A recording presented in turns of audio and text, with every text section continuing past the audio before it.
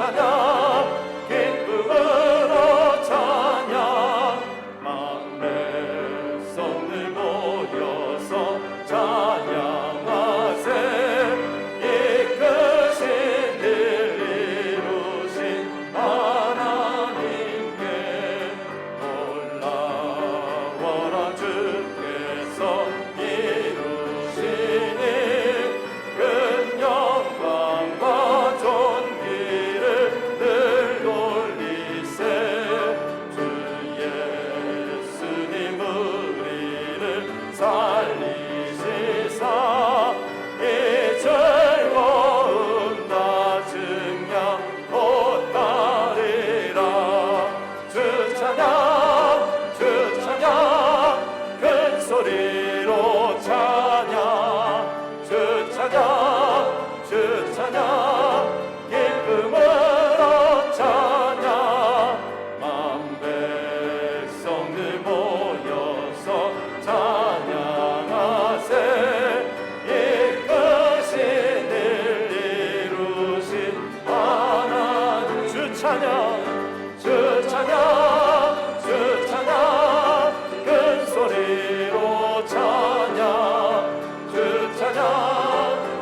찬양 기쁨으로 찬양 만 백성들 모여서 찬양하세 이끄신 일 이루신 하나님께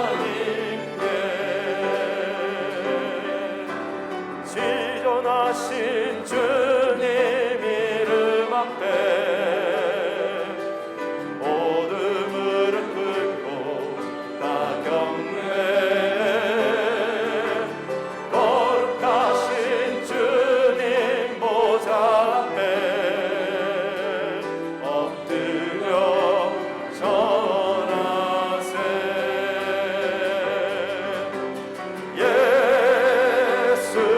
예수는 그리스도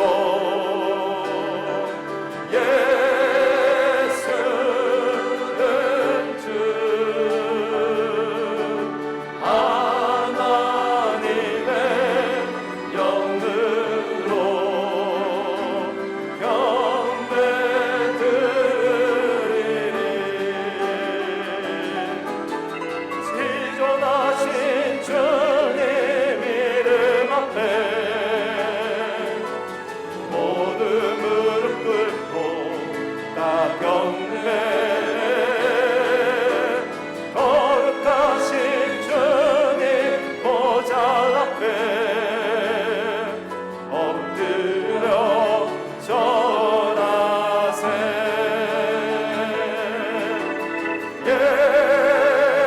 예수는 그리스도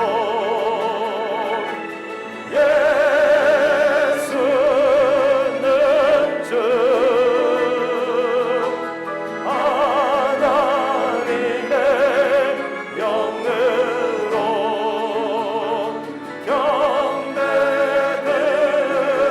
경배드리리 하나님의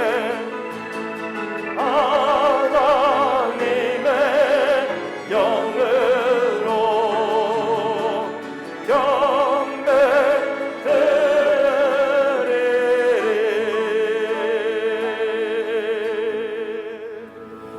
경배드리리 자리에 앉으시기 바랍니다. 우리 다 함께 기도하실 때에 김동영 안습사님 나오셔서 기도 인도해 주시겠습니다. 할렐루야. 살아계신 하나님을 찬양합니다. 찬양과 존귀와 감사를 받기에 합당하신 하나님, 이 시간 하나님 앞에 나와 여호와의 이름을 높이며 주를 극진히 찬양하며 하나님의 얼굴을 구합니다. 주님이시여, 이 예배 가운데 충만하게 임재하여 주셔서 모든 영광과 존귀와 찬양을 받아 주시옵소서. 하나님을 간절히 사모하며 예배하는 모든 성도들의 심령 가운데 하나님의 영으로 충만하게 채워주셔서 슬픔이 변하여 기쁨이 되게 하시고 하나님이 주시는 평안이 넘치게 하옵소서. 하나님, 지난 한 주간 하나님 앞에 범죄한 저희들의 모든 죄를 회개하기 원합니다. 육신의 정욕, 안목의 정욕, 이생의 자랑에 매여 있었음을 회개합니다. 인생의 문제 앞에 우리 인생의 해답 되시는 하나님께 전적으로 의지하지 않은 것을 회개합니다. 청지기로서 하나님께서 맡겨주신 시간과 물질, 지식과 재능, 은사를 잘 관리하지 못했음을 회개합니다. 저희들의 모든 죄를 용서하여 주시고 저희들을 모든 불의에서 예수님의 보혈로 깨끗게 하여 주셔서 주님의 보좌 앞에 담대히 나갈 수 있는 은혜와 긍휼을 베풀어 주시옵소서. 하나님, 우리 교회 가운데 8월 한 달 동안 중보기도 축제로 인도하여 주시니 감사합니다. 초대교회 마가 요한의 다락방에서 하나님께서 약속하신 성령을 기다리며 120문도가 합심해서 기도했을 때 오순절 성령 강림의 역사가 일어났듯이 오늘 오후에 있을 두 번째 중보기도 축제의 시간이 마가 다락방에 충만하게 임하셨던 것처럼 성령으로 기름 부어 주시옵소서.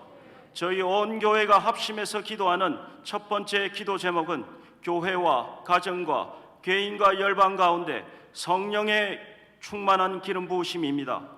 오늘 오후 1시 30분에 시작하는 중보기도 축제의 자리가 마가 다락방이 되게 하시고 한 목소리로 뜨겁게 부르짖을 때 사도행전 2장에 임하셨던 동일한 성령의 역사로 임하여 주시옵소서. 하나님, 이러한 중보기도 축제를 통해서 온 교회가 부흥하게 하옵소서.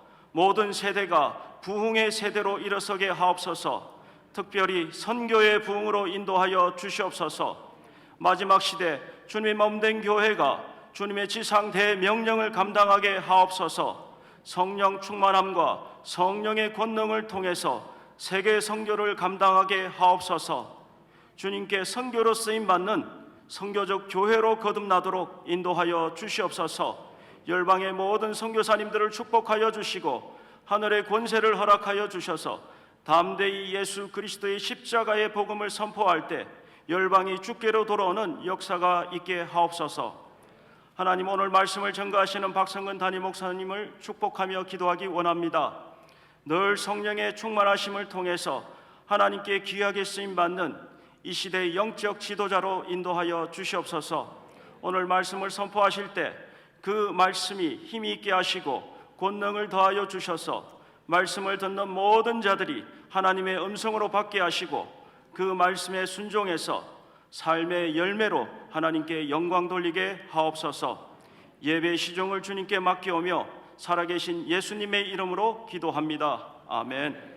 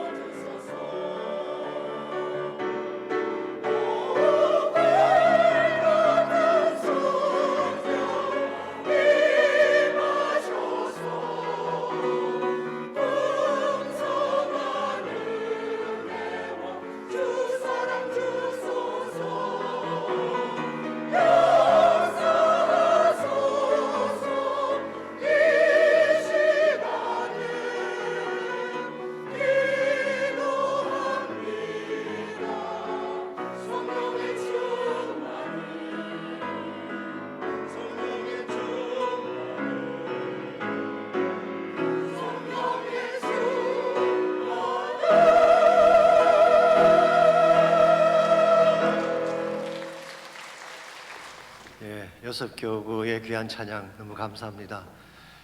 또 하나의 성가대가 세워진 것 같으네요. 너무나 귀한 합창 감사하고 또 특별히 때 맞춰서 성령의 충만함, 불같은 성령, 우리 중보기도 축제에 딱 맞는 그런 주제로 찬양해 주셨습니다. 우리 계속해서 요셉 교구를 위해 기도해 주시기를 바랍니다. 우리 계속해서 월식화에서 찬양으로 영광 돌려주시겠습니다.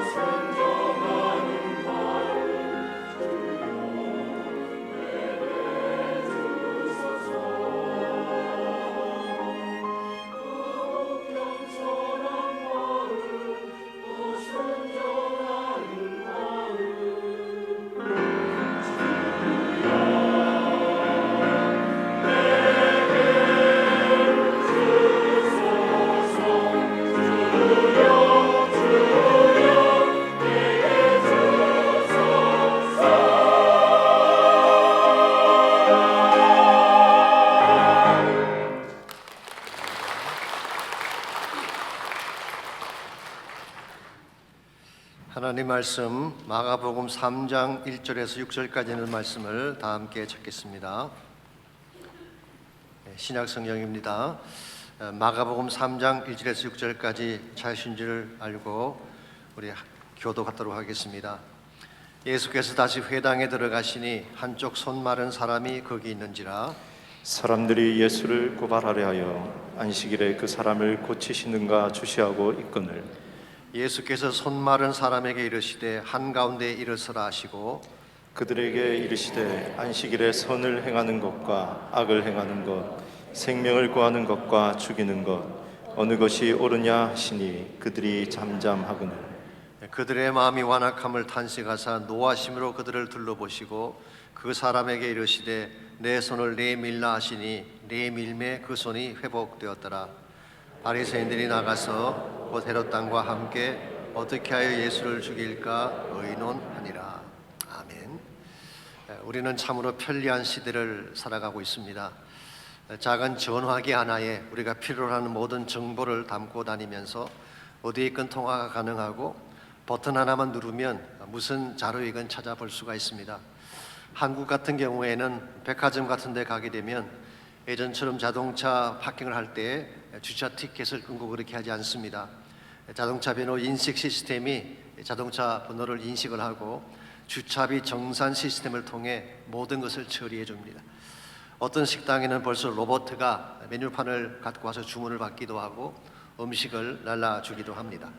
모든 것이 기계화되고 전산화된 것입니다. 그러니 얼마나 편리한 세상입니까?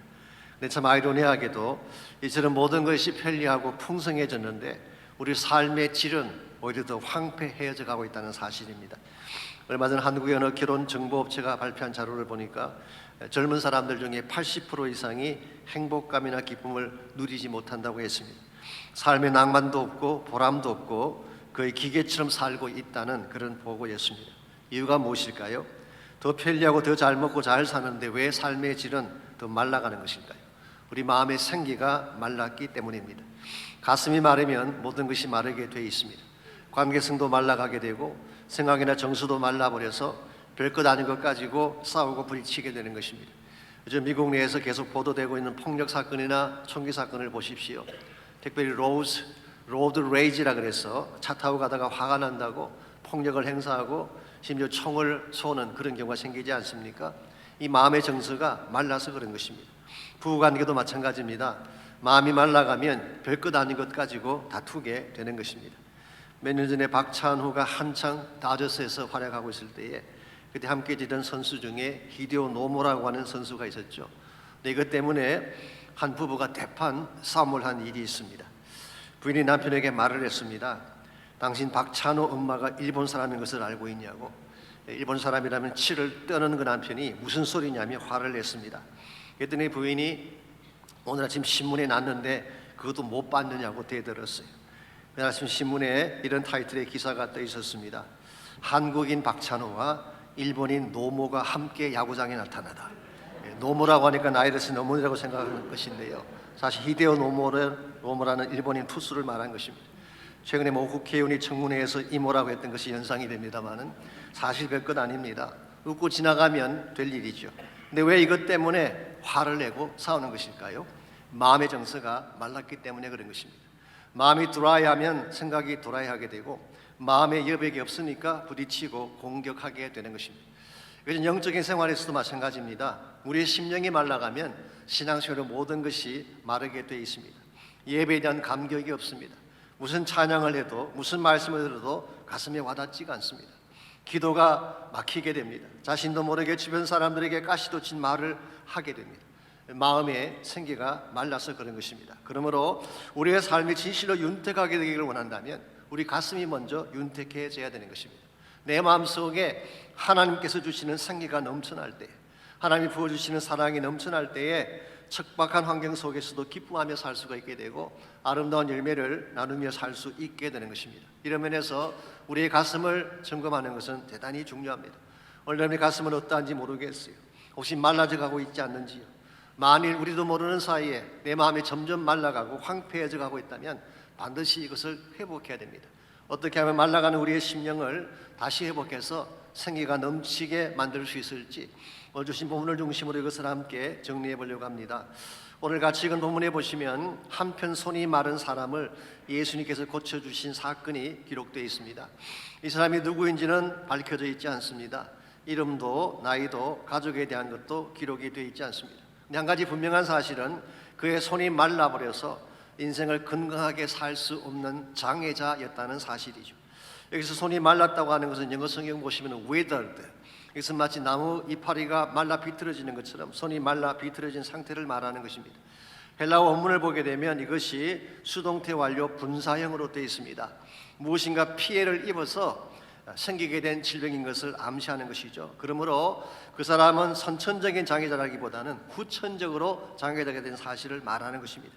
아마도 질병이나 갑작스러운 사고로 말미암아 근육이 마비가 되고 손이 위축되어 마르지 않았나 그렇게 생각을 할 수가 있습니다. 유명한 라틴계 교부인 제롬이라는 사람은 이 사람의 본래 직업이 석수장이 혹은 미장이었다고 밝히고 있습니다. 만일 이것이 사실이라면 그의 인생은 손이 마르는 순간 기울기 시작했을 것입니다. 일을 할 수 없기 때문에 직장을 잃었을 것이고, 직장을 잃었기에 생계가 어려웠을 것이고, 생계가 어려웠다면 가족이 무사할 리가 없습니다. 사회적으로는 어땠을까요? 사람들의 멸시와 천대를 받으면서 밑바닥을 헤매는 인생이 되었을 가능성이 많죠. 이와 같은 상황에서 손 마른 이 사람이 어디를 찾아간 것입니까? 1절 말씀 보시게 되면 유대인의 회당을 찾아왔다고 밝히고 있습니다. 1절입니다. 예수께서 다시 회당에 들어가시니 한쪽 손 마른 사람이 거기 있는지라. 아신 대로 예수님은 안식일이 되면 회당으로 가셨죠. 그곳에서 말씀을 읽기도 하고 가르치기도 하셨습니다. 아마도 이 사람은 이와 같은 예수님의 동선을 잘 알고 회당으로 찾아갔을 가능성이 많습니다. 그때 예수님께서는 5절 말씀에 의하면은 이 사람의 마른 손을 고쳐주셨어요. 주님으로서는 당연한 일을 하신 것입니다. 손이 말라서 인생의 모든 것을 상실하고 고통 가운데 있는 사람을 어떻게 외면하시겠어요? 당연히 치유해서 건강한 인생으로 만드시는 것이 주님의 사역이었습니다. 그런데 6절 말씀 보시게 되면 이 사건을 곁에서 지켜보고 있던 바리새인들의 반응이 이렇게 소개가 되어 있습니다.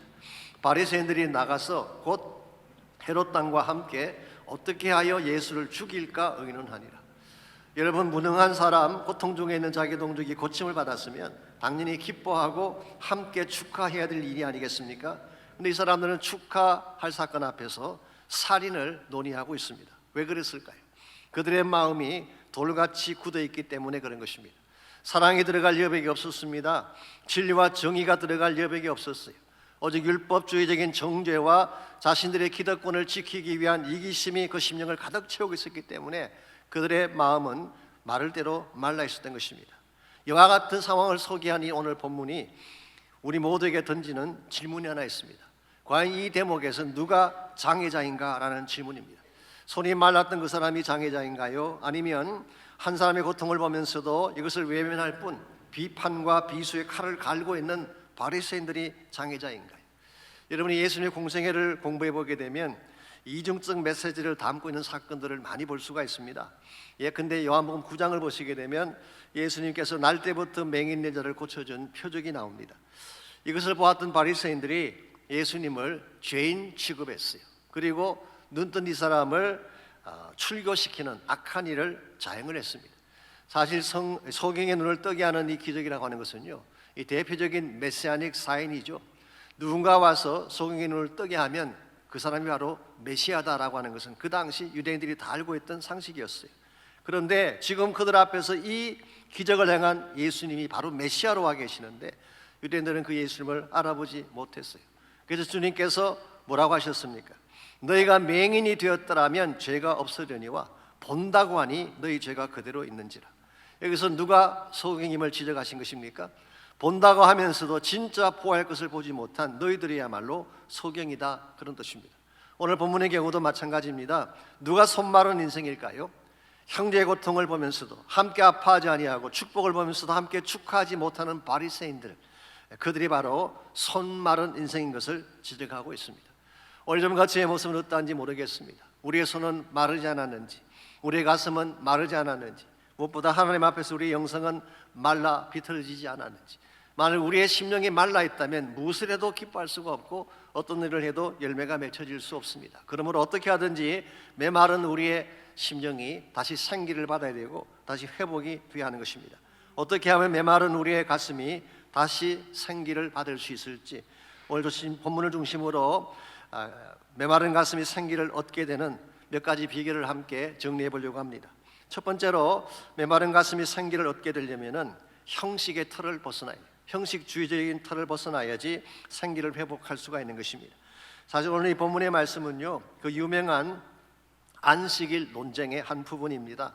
바로 앞절인 우리 마가복음 2장 23절에서 28절까지를 보시면 예수님께서 안식일 날 밀밭 사이를 지나가실 때에 제자들이 이삭을 잘라 먹는 일을 했어요. 아마 배가 고팠든지 아니면 밀밭 사이를 지나가다 보니 자연스럽게 이삭을 따먹었는지는 모르겠어요. 그런데 문제는 그날이 안식일이었습니다. 이것을 본 바리새인들이 항의를 했습니다. 24절입니다. 보시오, 저들이 어찌하여 안식일에 하지 못할 일을 하나이까. 자, 여기서 안식일에 하지 못할 일이라고 하는 것은 모세 율법에 적힌 내용을 말하는 것이 아닙니다. 그들의 전성인 미시나에 기록된 내용을 말하는 것입니다. 제가 이를 도와드리기 위해서 조금만 더 설명을 드리자면요, 유다 왕국이 멸망한 후에 유대인들이 바벨론의 포로로 끌려가지 않았습니까? 그때 에스라라고 하는 사람이 우리 민족이 망하게 된 이유가 율법을 지키지 않았기 때문이다, 이 사실을 인식을 하고 그는 율법책을 모으기 시작했습니다. 율법책만 모은 것이 아니라 선지서들, 시편 등 모든 하나님 말씀을 다 모았어요. 그리고 이것을 집대성해서 분류를 해놓았습니다. 이렇게 해서 만들어진 것이 오늘 우리가 읽고 있는 구약 성경이 된 것입니다. 이런 측면에서 우리 모두는 에스라에게 감사를 해야 됩니다. 그런데 에스라가 이것만 한 것이 아니라 그 율법책을 재해석하고 거기에다가 주석을 곁들이는 작업을 시작했습니다. 그때 에스라를 도와서 함께 일했던 사람들을 학사들이라고 했고, 영어로 scribes, 여기서 나온 것이 서기관들이 된 것입니다. 그러다 보니까 원래 있던 율법보다 훨씬 더 많은 율법 조항들이 만들어지게 됐죠. 도합 613가지나 되는 율법의 적용이 만들어졌습니다. 신약 성경에서는 이것을 조상들의 유전이라고 불렀어요. 처음에는 이것이 oral tradition, 구전으로 내려오다가 후대에 와서 written down 됐습니다. 이와 같이 구전을 기록한 것을 미시나라고 부르는 것입니다. 그러므로 엄격하게 따지면 구약 율법 그 자체는 아닙니다. 오히려 조상들이 만든 전통이라고 말하는 것이 옳을 것입니다. 예수님 당시 때는 이 전통이 하나님 말씀보다 더 중요하게 취급된 적이 있어요. 그래서 예수님께서 너희들이 사람의 유전을 지키면서 하나님 말씀은 멸시한다고 지적하신 적이 있죠. 이 바리새인들이 바로 이와 같은 일을 한 것입니다. 오늘 본문에서 바리새인들이 말하는 안식일 하지 못할 일이라고 하는 것은 바로 미시나에 저촉되는 일을 했다, 그런 뜻입니다. 그때 예수님께서는 구약에서 다윗이 시장했을 때에 제사장 외에는 먹을 수 없는 진설병을 먹은 사실을 언급을 한 후에 27절과 28절에서 이렇게 말씀하셨어요. 또 이르시되 안식일이 사람을 위하여 있는 것이요 사람이 안식일을 위하여 있는 것이 아니니 이러므로 인자는 안식일에도 주인이니라. 안식일이라는 제도보다 더 중요한 것이 사람이라는 것입니다. 사람의 need, 사람의 생명이 제도보다 더 중요하다고 말씀합니다. 뿐만 아니라 안식일의 주인이 누구냐? 예수님 자신이라고 밝히고 있습니다. 즉 안식일의 의미라고 하는 것은요, 날짜 그 자체에 있는 것이 아니라 안식일의 주인이신 예수님과 함께 있는 것이 안식일의 의미예요. 그러므로 참된 안식일을 지킨다고 하는 것은 주님 안에서 그분을 예배하고 그분이 기뻐하실 바른 일을 행하는 것이 바른 안식일이다, 그렇게 말씀하고 있어요. 이것이 주님께서 말씀하시는 안식일의 핵심인데, 만일의 경우에 주님이라는 알맹이는 잊어버린 채 제도와 형식만 지키게 된다면 이건 하나님 앞에 가치가 없는 것입니다. 가끔 돌잔치할 때 가보게 되면요, 주인공인 아기에는 관심을 갖지 않고 잔치상이나 선물에만 관심을 갖는 어른들을 볼 때가 있죠. 이 본질을 떠난 것입니다. 주인공을 빼버린 거예요. 오늘 본문에 나오는 바리새인들이 그와 같은 일을 했습니다. 이런 맥락에서 2절을 다시 보시기 바랍니다.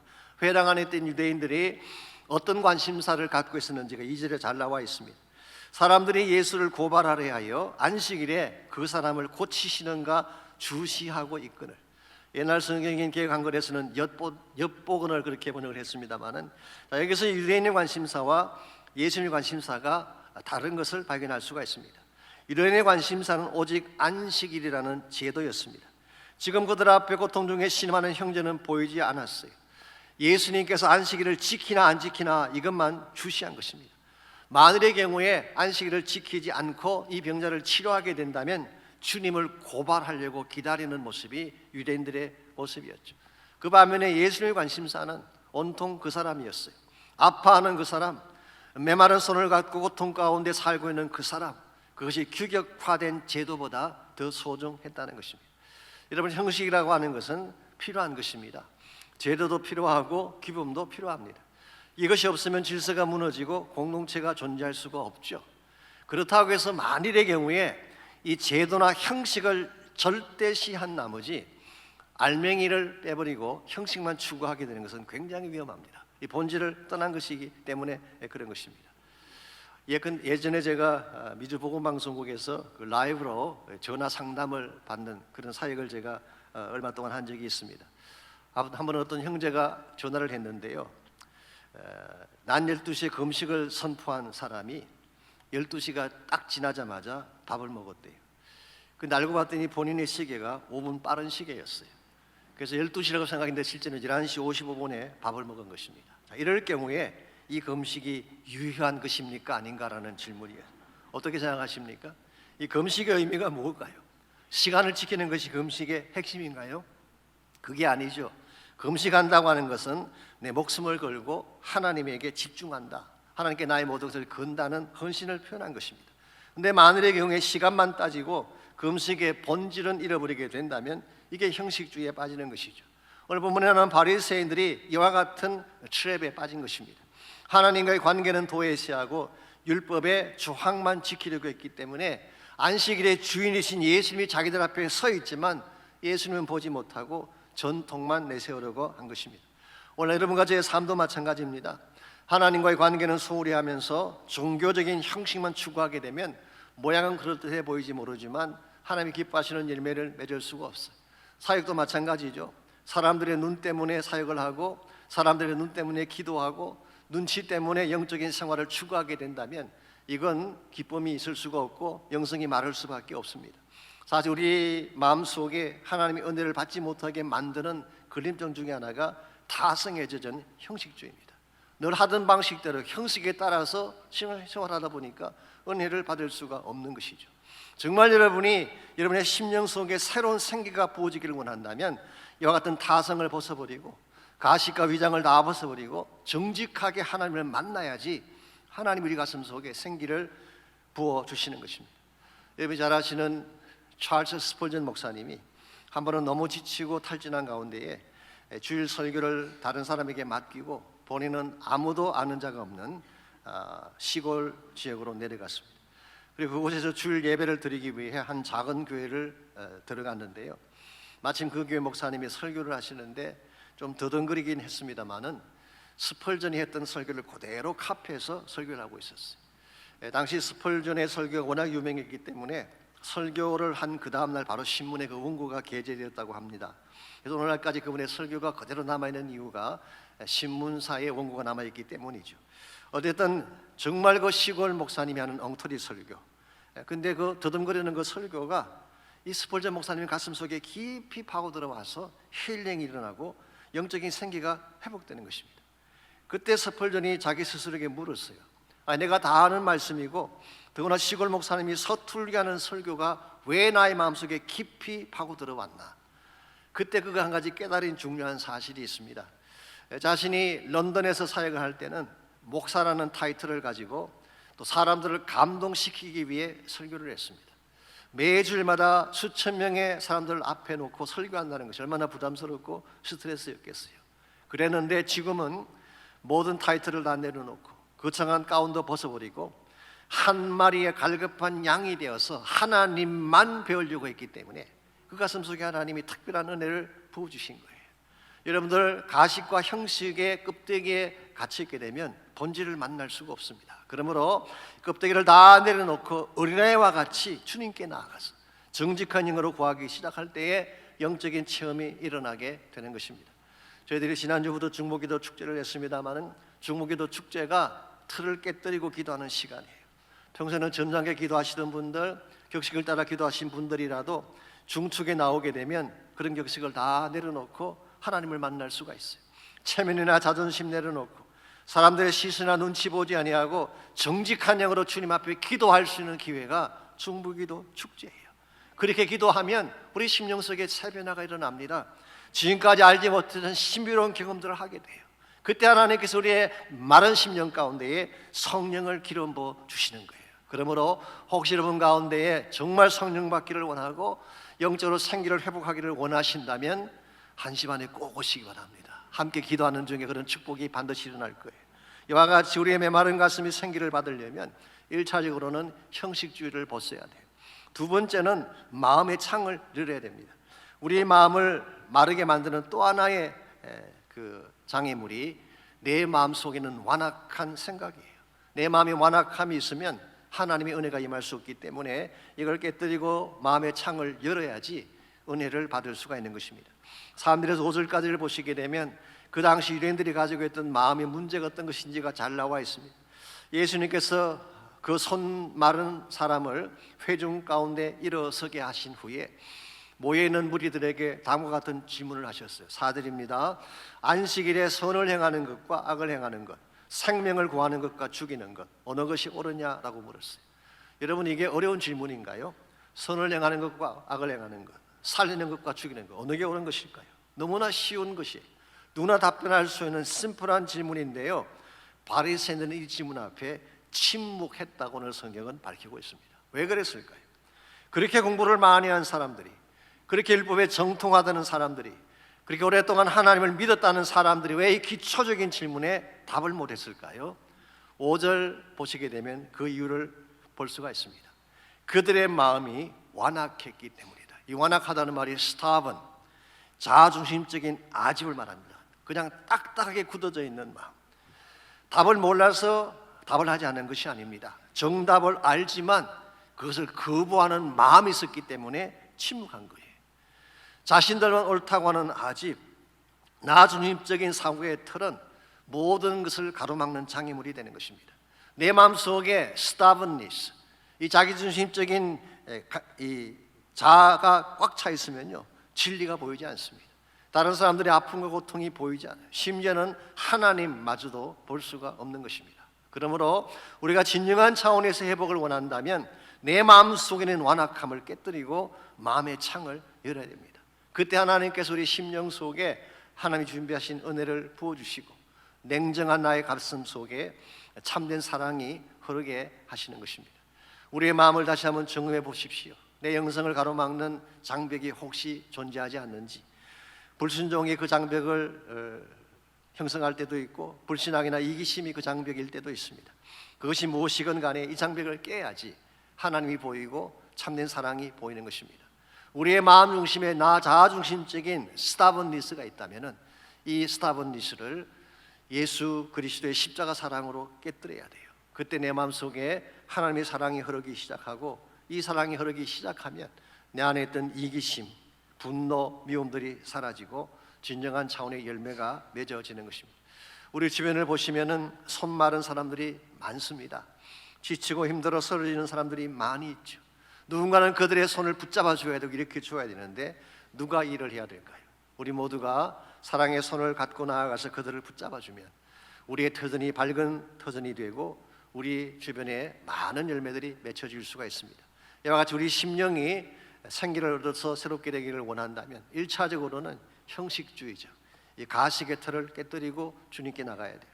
두 번째는 마음의 완악함을 깨뜨리고 십자가 사랑이 우리 가슴 속에 흐르게 할 때에 우리를 통해 하나님의 아름다운 일들이 이루어지는 것입니다. 마지막 세 번째로 메마른 우리 가슴이 생기를 받으려면 영적인 갈망을 가져야 됩니다. 이 하나님의 은혜를 갈망하는 마음, 간절히 사모하는 마음이 있어야지 하나님이 은혜도 주시고 축복도 부어주시는 것입니다. 오늘 본문에 나오는 한 손 마른 사람의 케이스를 보게 되면요, 이 사람에게는 주님을 갈망하는 심령이 있었어요. 몇 가지 팁이 그것을 우리에게 알려주고 있습니다. 첫 번째가 이 사람이 회당을 찾아갔다는 사실 자체가 그의 간절함을 보여주고 있습니다. 사실 그 당시 유대 사회에서는요, 예수님은 이미 요주의 인물로 낙인이 찍혀 있었습니다. 바리새인들이나 종교 권력자들이 노골적으로 예수님을 비판하고 공격했기 때문입니다. 그러므로 그 당시 그 사회 속에서 예수님 만나러 간다고 하는 것은요, 스마트한 무브는 아니에요. 만나러 가게 되면 사실은 불이익을 당할 수도 있고 본인이 사회에서 소외당할 수도 있는 것입니다. 그럼에도 불구하고 이 한편 손 마른 자가 유대인들이 잔뜩 모이는 회당을 찾아간 이유는 주님 만나지 않으면 지도받을 수 없다고 하는 간절함이 있었기 때문에, 이 간절한 마음이 없었다면 찾아가지 않았을 거예요. 두 번째로 이 사람은 주님 말씀에 순종을 했습니다. 사람들을 보시게 되면 이 사람을 한가운데 일어나라고 했죠. 일어나는 순간 모든 시선이 그를 향하게 됩니다. 사실 당황스러운 상황일 수도 있고 힘든 상황일 수도 있는데 그는 그대로 순종했어요. 주님께서 말씀하시는 것이라면 어떤 말씀이든 따르겠다는 의지를 보여준 거예요. 무엇보다도 5절 말씀 보시게 되면요, 예수님께서 내 손을 내밀라라고 하셨을 때에 그가 손을 내어 밀었습니다. 여기 내어 밀었다는 것이 그냥 내민 것이 아니라 영어 성경 보시게 되면 stretched out, 손과 발을 활짝 펴서 주님을 향해 나간 것을 말하는 것입니다.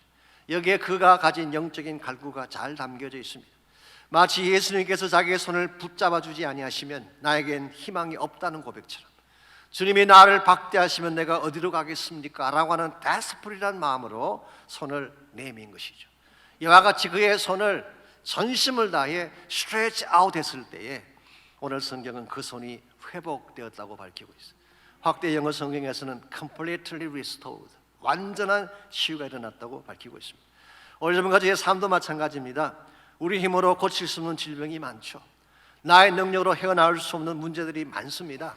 내가 아무리 발버둥쳐도 메마른 삶의 터전에서 일어날 기력을 잃어버릴 때가 많죠. 그때 우리에게 필요한 게 뭔지 아십니까? 주님 붙잡겠다는 갈망이 있어야 돼요. 어떻게든 예수님 만나고 그분의 손을 붙잡겠다는 갈망을 가지고 주님께 나아갈 때 기적이 일어나고 우리 심령 속에 생수가 터지는 것입니다. 여러분들께서 인생이 답답한 현실 속에 처하게 될 때, 내 스스로 무기력하다고 주저앉게 될 때에 탄식만 하고 앉아있다고 문제가 떠나가지 않습니다. 그런 때일수록 예수님께 나와야 돼요. 그리고 진실한 갈망을 가지고 부르짖어야 됩니다. 우리가 하나님께 나와서 갈망하는 마음으로 부르짖게 되면 하나님 우리 심령 속에 세상에 줄 수 없는 생수를 부어주시는 거예요. 요한복음 7장 37절에서 39절을 보게 되면 이 사실을 예수님이 직접 약속을 하셨어요. 명절 끝날 곧 그날에 예수께서 서서 외쳐 이르시되 누구든지 목마르거든 내게로 와서 마시라. 나를 믿는 자는 성경의 이름과 같이 그 배에서 생수의 강이 흘러나오리라 하시니, 이는 그를 믿는 자들이 받을 성령을 가리켜 말씀하신 것이라. 목마른 자 나오라는 것입니다. 갈급한 심령을 가지고 주님 앞에 나오라는 거예요. 간절한 마음으로 부르짖게 되면 예수님께서 강한 심령 가운데 그 배에 생수가 흘러넘치는 축복을 주시겠다고 약속하고 있습니다. 사는 성도 여러분, 메마른 인생 우리 혼자 힘으로 새롭게 만들 수가 없습니다. 쭉쭉 갈라진 우리의 심령, 우리의 노력만으로 회복할 수 없습니다. 우리가 아무리 세상을 붙잡아도 세상은 우리에게 생수를 줄 수 없습니다. 유일한 한 가지 길은 주님께로 나가는 거예요. 그리고 주님 앞에 두 손 들고 간절한 심령으로 부르짖게 되면 주님이 우리 심령 속에 성령의 기름을 부어 주십니다. 우리가 중보기도 축제를 통해 정말 이번 한 달 동안 받기를 원하는 은혜가 여기 있습니다. 우리 힘으로는 도저히 해결할 수 있는 문제들, 나의 능력으로 일어설 수가 없지만 하나님께서 성령의 기름을 부어 주시면 우리 심령이 살아나고 우리 가정이 살아나고 우리 삶의 터전이 새롭게 변화되는 것입니다. 하나님 여러분과 저를 위해 모든 것을 준비하고 기다리고 계십니다. 주님께 나가서 부르짖게 되면 회복과 치유가 일어날 수 있어요. 주님께 나가 부르짖게 되면 축복과 부흥이 일어날 수가 있습니다. 아무리 힘든 인생일지라도 주님 만나게 되면 새로운 기적 속에 승리하게 되는 것입니다. 이것이 우리 모두가 모여야 될 이유이고 기도해야 될 이유입니다. 사실상 우리가 영적 모임을 갖게 되면요, 악한 영들도 가만히 있지 않습니다. 영적인 연합을 해요. 그들도. 오늘 보면 6절을 다시 좀 보시게 되면요, 예수님의 이 기적 앞에 바리새인과 헤롯 땅이 했던 행적이 나옵니다. 6절입니다. 바리새인들이 나가서 곧 헤롯 땅과 함께 어떻게 하여 예수를 죽일까 의논하니라. 여기 나오는 헤롯 땅이라고 하는 것은 종교적 당파가 아니라 정치적 당파를 말합니다. 예수님 당시에 종교적 당파는 세 개가 있었죠. 첫째가 바리새파가 있었고 사두개파가 있었고 에세네파라고 하는, 신약 성경에 직접 언급은 안 됐지만 에세네파라고 하는 사회로부터 이렇게 분리가 되어져서 쿰난 공동체에서 살았던 사람들이 있죠. 이 세 파가 예수님 당대의 religious party죠. 종교적 당파였습니다. 이 사두개파는 아시는 대로 헬레니스틱, 헬라적인 사람들이고 세상과 타협을 하고 대제사장 그룹과 기득권층이 사두개파를 형성하고 있었죠. 그 반면에 바리새파는요 민족주의자들입니다. 애국주의자들. 유대계 전통을 지키기 위한 내셔널리스트. 물론 우리의 신약 성경에서 예수님이 바리새인들을 굉장히 책망을 많이 했기 때문에 악한 자라고만 생각을 하지만 실제로 유대인 입장에서 본다면 굉장히 존경받는 민족주의자들이라고 할 수가 있어요. 그러므로 이 헤롯 당과 바리새파는 같이 갈 수가 없어. 헤롯 당이라고 하는 것은요, 헤롯 엔티파스를 중심으로 헤롯 왕조의 부활을 꿈꾸는 정치적 집단이었어요. 그 당시 로마 황제의 비율을 맞추가면서 로마의 앞잡이 노릇을 하면서 자기들의 탐욕을 치열했던 무리들이 헤롯 당이었어요. 그러므로 이 바리새파와 헤롯파는 같이 갈 수가 없어요. 서로 적대 관계에 있을 수밖에 없는 것인데 오늘 본문을 보시게 되면 둘이 손을 잡았어요. 함께 논의를 했어요. 왜 그랬을까요? 예수 그리스도라고 하는 공동의 적을 치기 위해서. 오늘날도 마찬가지입니다. 사탄의 세력들이 손을 잡습니다. 하나님의 나라를 공격하고 교회를 치기 위해, 여러분과 저를 치기 위해 지금도 악한 영들이 연합을 하고 있습니다.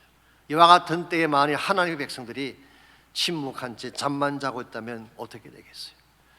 정말 여러분과 제가 위기의 때에, 어려운 때에 누구의 손을 붙잡아야 될까요? 세상의 손도 아니고 권력의 손도 아니고 하나님의 손을 붙잡아야 됩니다. 그 손은 창조자의 손일 뿐만 아니라 전능자의 손이기 때문에 요한복음 10장 29절에 보게 되면 그 손은 만유보다 크시기 때문에 누구도 아버지 손에서 우리를 빼앗을 자가 없다고 했어요. 우리의 손은 메마른 손이지만, 무능력한 손이지만 이 메마른 손을 펼쳐서 하나님의 손을 붙잡는 순간 여러분 능력을 가진 위대한 인물이 되는 거예요. 이태리에 가시게 되면요, 로마에 그 시스틴이라고 하는 유명한 성당이 있죠. 시스틴 성당. 그 성당 천장에 미켈란젤로가 그린 유명한 그림이 있습니다. 천지 창조라고 하는 그림이죠. 그 그림 중에 하나가 아담의 창조라는 그림이 있습니다. 아담이 벌거벗은 채 손을 펴서 우주를 창조하신 하나님의 손을 붙잡는 그림. 이 화면에 보시는 저 그림입니다. 저 그림에 의하면 우리 인간의 손은 본질적으로 연약해요.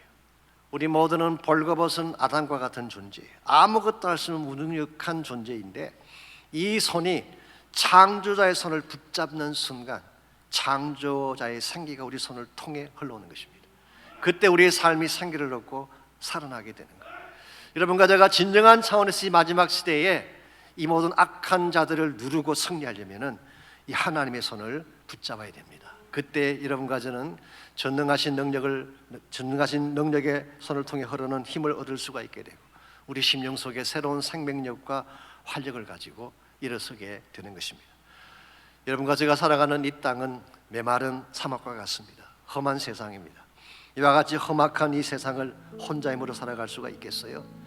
우리가 아무리 노력하고 애써도 우리 힘만으로 행할 수 없는 수많은 문제들이 우리 인생길을 기다리고 있습니다.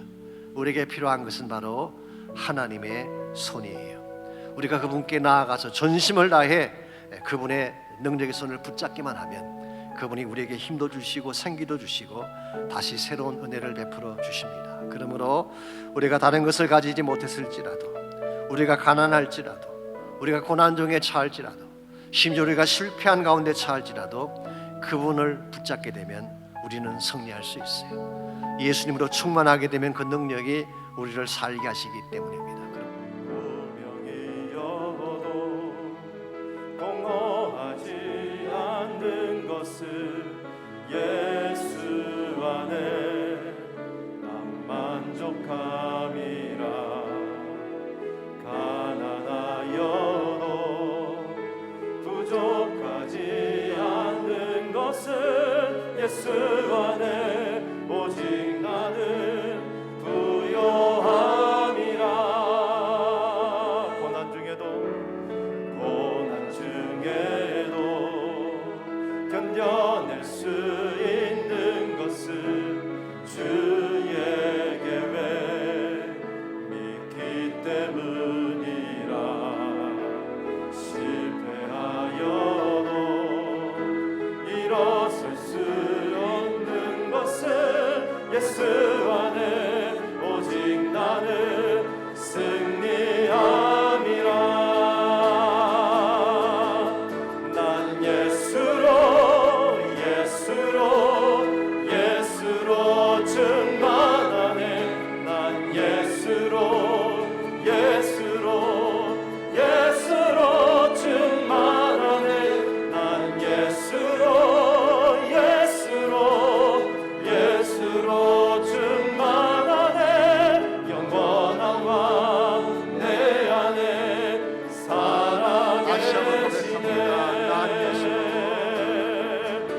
난 예수로 예수로 예수로 충만하네. 다 일어나서 난 함께 예수로 예수로 예수로 충만하네. 난 예수로 예수로 예수로 충만하네. 영원한 왕 내 안에 살아계시네. 내 몸이 약해도 낙심하지 않는 것은 예수 안에 난 완전함이라. 아려한 세상 부럽지 않는 것은 난 예수로 예수로 충만함이라. 난 예수로 예수로 예수로 충만하네. 세상 모든 것들도 부럽지 않네. 난 예수로 예수로 예수로 충만하네. 영원한 왕 내 안에 살아계시네. 다시 한번 고백합니다.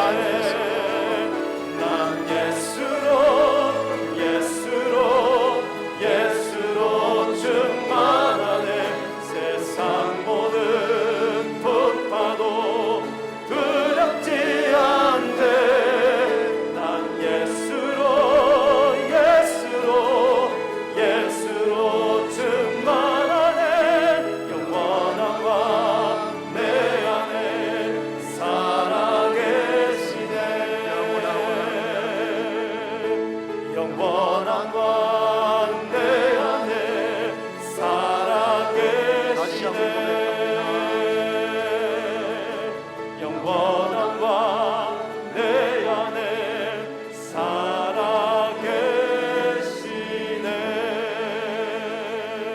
살아계시네. 하나님 감사합니다. 우리를 구원하실 뿐만 아니라 우리 심령 가운데 예수님 충만한 영으로 임재하셔서 우리 영이 살아나게 하시고 우리 심령이 새롭게 변화되게 하시고 하나님의 비전과 하나님의 능력을 바라보며 날마다 주의 뜻을 향해 달려가게 하시는 은혜 감사합니다. 가진 것이 없어도 가난하여도 부족하고 연약할지라도 예수로 충만한 자들이 다 되게 하셔서 주 영광 위에 달려가게 하시고 하나님의 나라 선포하며 살아갈 수 있는 모든 주의 백성 되게 하여 주시옵소서. 이제는 우리 구주 예수 그리스도의 은혜와 하나님 아버지의 무한하신 사랑과 성령님의 충만한 임재하심이 예배를 마치고 돌아가는 모든 사랑하는 주의 백성 한 분 한 분에게 그들의 가정과 삶의 터전과 자녀들과 자손들 위해 이제로부터 우리 주님 다시 오시는 그날까지 항상 함께하여 주시기를 살아계신 예수님의 이름으로 간절히 축원하옵나이다.